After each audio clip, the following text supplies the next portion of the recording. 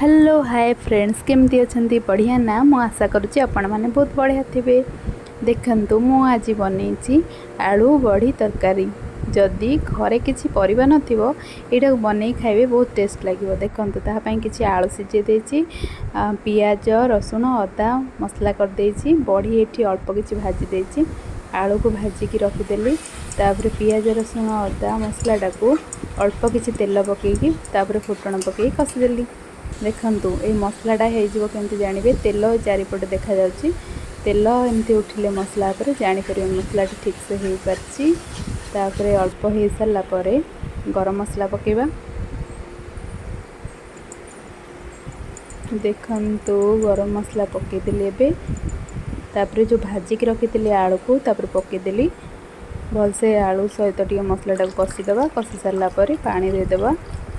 जदि झोल आपड़ खाइबे एमती पानी रखिए ना तो सुखा सुखा कर खाइबे भल लगे। किछि समय फुटिया को छाड़देवा 5 मिनिट भलसे फुटीज। तापर बड़ी की भाजिकी जो रखी बड़ी की पकईदेवा।